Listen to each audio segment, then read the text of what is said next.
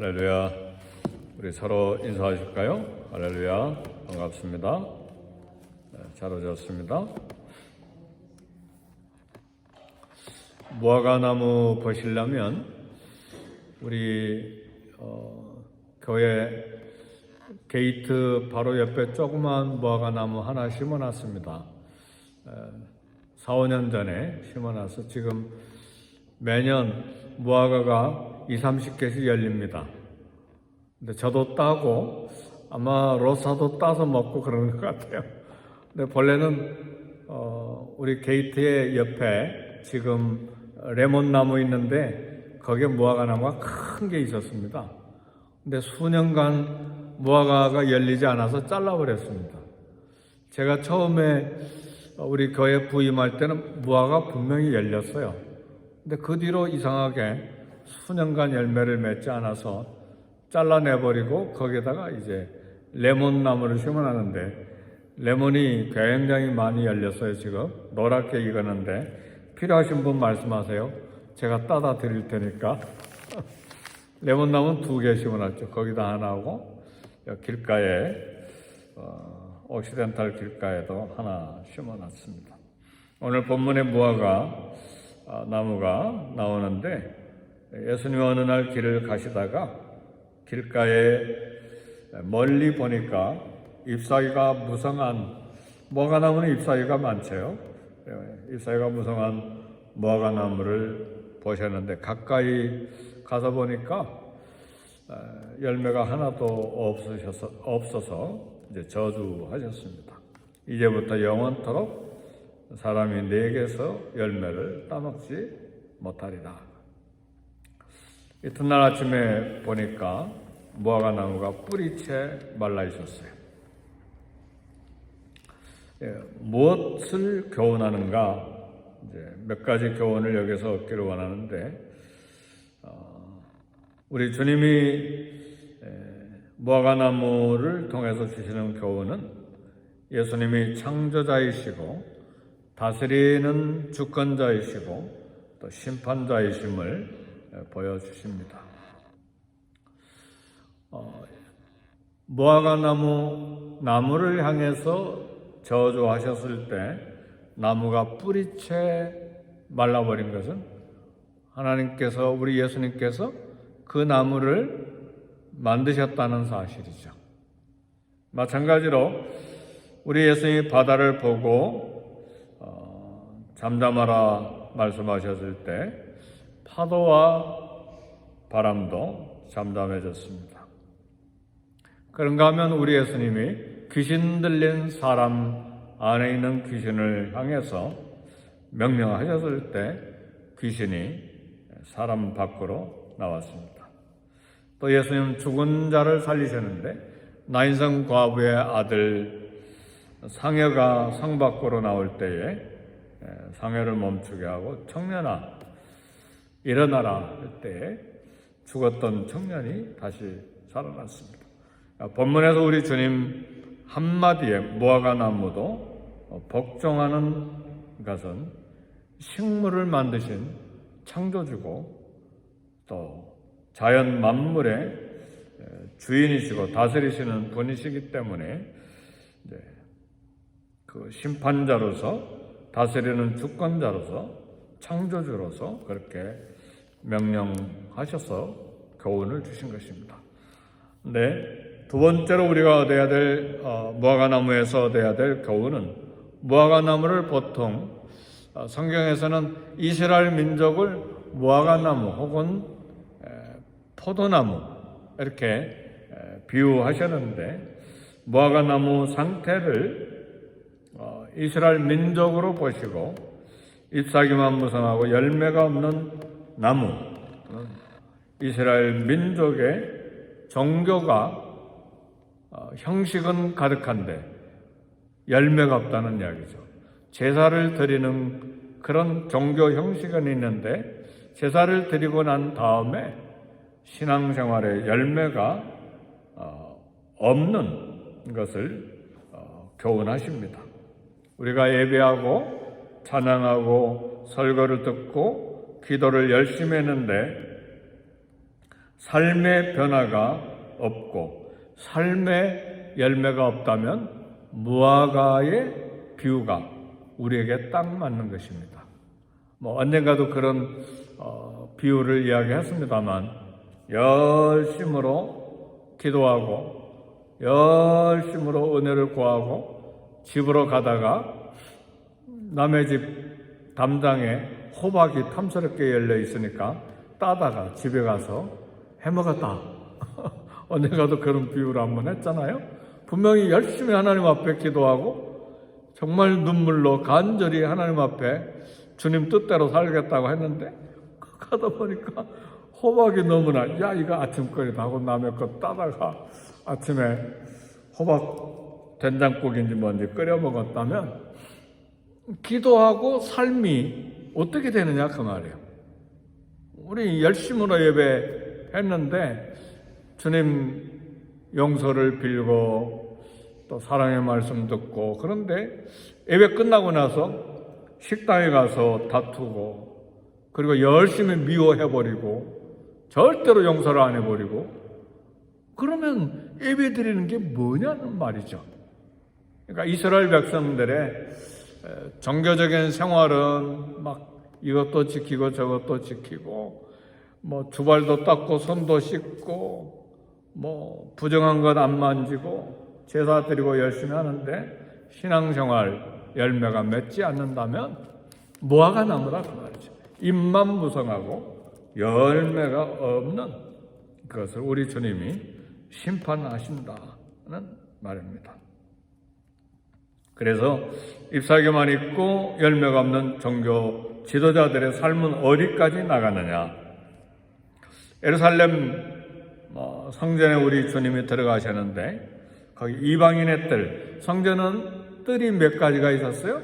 이방인의 뜰이 있고 유대인과 여인들이 들어가는 유대인들 뜰이 있고, 그 다음 그 안에 이제 제사장들이 들어가는 뜰이 있고, 그 다음에 성소와 지성소가 이렇게 나눠져 있는데 성전이 굉장히 크니까요.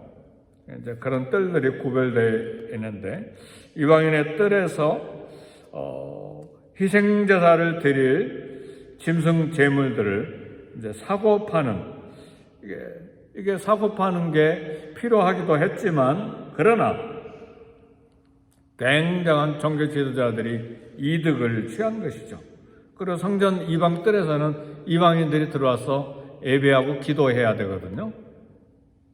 그러니까 모든 사람들이 와서 이방인들이 하나님 은혜를 구하고 죄를 회개하고 기도해야 되는데 거기를 그냥 짐승을 사고 파는 장사하는 시장이 되어버렸어요.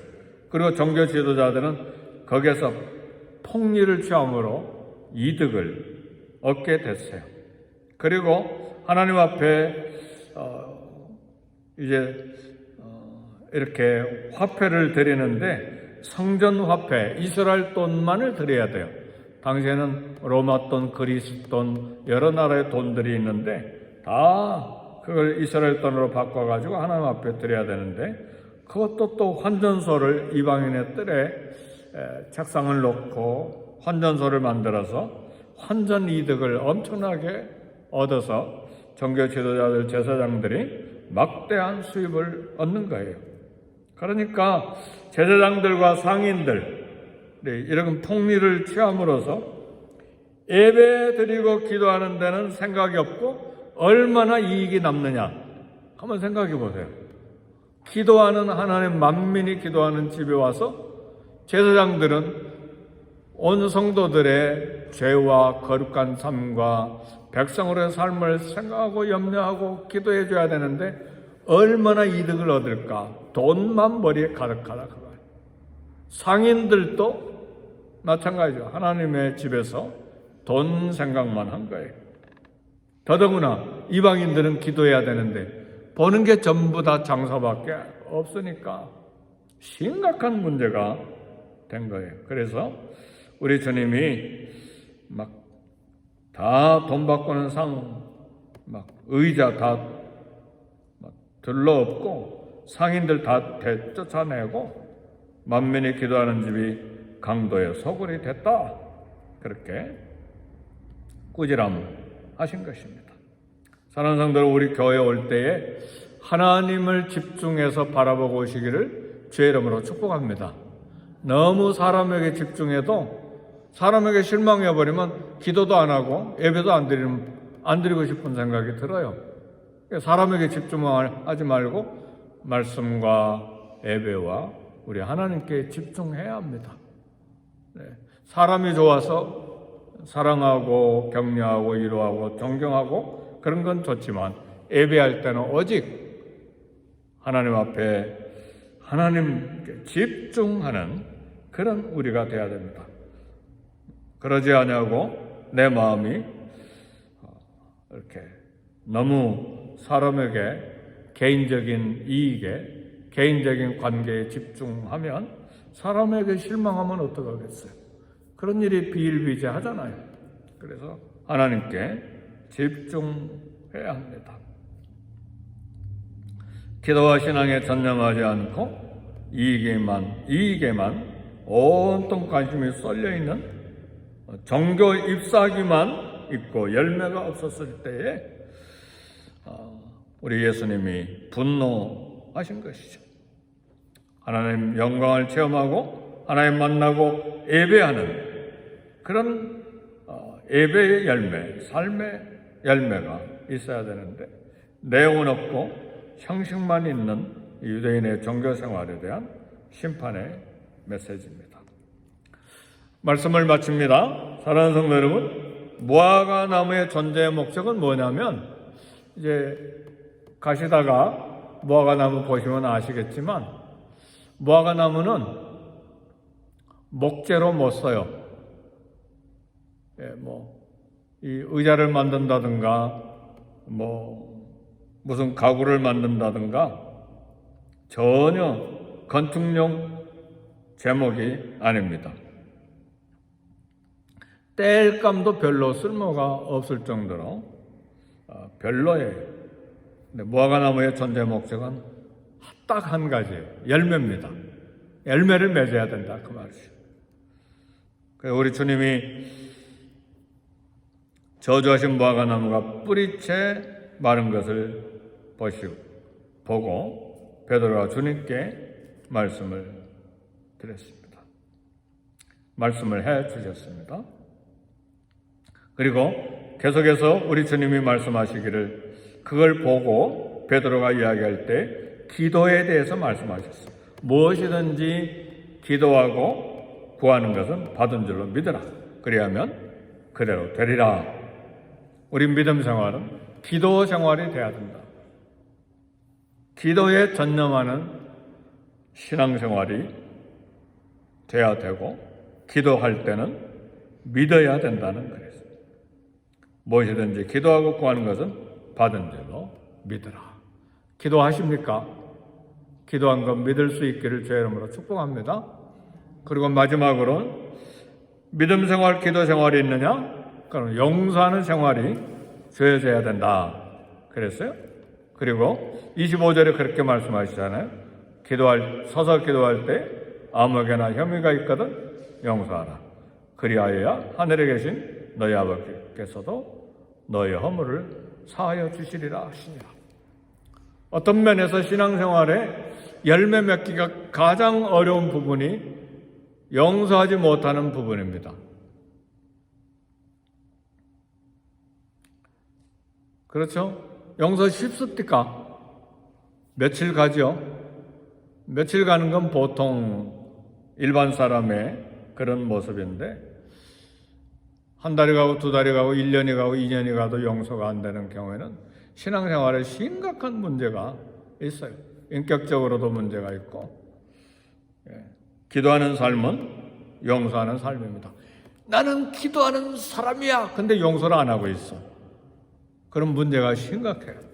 그래서 우리 주님이 여기에도 열매를 맺으라고 말씀하신 거예요. 서서 기도할 때 아무에게나 혐의가 있거든 용서하라. 그렇게 해야 하늘에 계신 너희 아버지께서도 너희의 허물, 죄를 용서해 주시리라. 나의 죄는 용서받기를 원하고 나에게 실수하고 허물이는 사람 용서하지 않는 건 그건 문제가 심각하다. 그래, 기도 생활에도 용서의 열매를 맺으라 그랬어요. 이 새벽에 오신 사랑하는 성도 여러분, 자존심 상하고 용서하지 아니할 권리가 내게 가득하지만 그건 내려놓고 용서의 열매를 맺을 수 있기를 주의 이름으로 축복합니다. 어떻게 보면 신앙생활은 두 가지예요. 사랑과 용서예요. 크게 보면 사랑과 용서예요. 하나님께서 우리에게 주신 거대한 축복도 핵심적인 축복이 뭡니까? 사랑과 용서예요. 그래서 재물을 하나님 앞에 드림으로 죄 용서 받고, 그리고 오늘날은 예수 그리스도께서 우리의 재물이 되어주셔서 살이 찢기시고 피를 흘리심으로 그분을 믿는 자마다 죄가 용서되게 하신 것이죠. 이것이 십자가의 사랑이요, 십자가의 용서입니다. 설교를 준비하고 또 설교를 들으면서도 많이 생각하시겠지만, 예수 믿고 구원받은 이후에 우리 삶의 전부는 어디에 포커스 돼야 되느냐? 신앙의 열매를 맺는 것입니다. 내 생각하는 것, 말하는 것, 행하는 모든 삶의 내용이 믿는 자다운, 신앙인다운, 그리스도인다운 열매를 맺어가는 것이 신앙생활이다. 그렇게 말합니다. 성령의 열매, 사랑과 희락과 화평과 오래 참과 자비와 양성, 충성, 온유, 절제, 이런 모든 열매를 맺어가는 것이 신앙생활이고, 그리고 우리 주님이 그것을 보시고 상을 주시겠다고 말씀하셨습니다. 사랑하는 성도 여러분, 말씀을 마칩니다. 열심히 예배하고, 열심히 봉사하고, 열심히 기도 생활하고, 열심히 믿음 생활하되 우리 삶의 신앙생활에 많은 열매를 맺어 하나님 앞에 드릴 수 있는 저와 여러분들이 될 수 있기를 주의 이름으로 축복합니다. 변화된 삶이 열매입니다. 직장생활, 가정생활, 그리고 사회생활 모든 부분에 열매를 맺는 것이 신앙생활입니다. 기도하겠습니다. 기도하실 때에 하나님 성령의 충만함을 주시옵소서. 말씀 충만, 은혜 충만 주시옵소서. 주의 능력으로 충만케 채워주셔서 삶의 변화가 일어나며 신앙의 열매가 맺혀 하나님 앞에 열매를 드리는 우리가 되게 해 주옵소서. 주님 안에 살고 주님이 내 안에 사심으로 열매를 많이 맺는 우리 신앙생활 되게 해 주시옵소서. 우리 자녀들을 위해 기도하고 직장을 위해 기도하시고 또 담임 목사를 위해서 기도하시고 교회를 위해서 우리 함께 기도하십시다.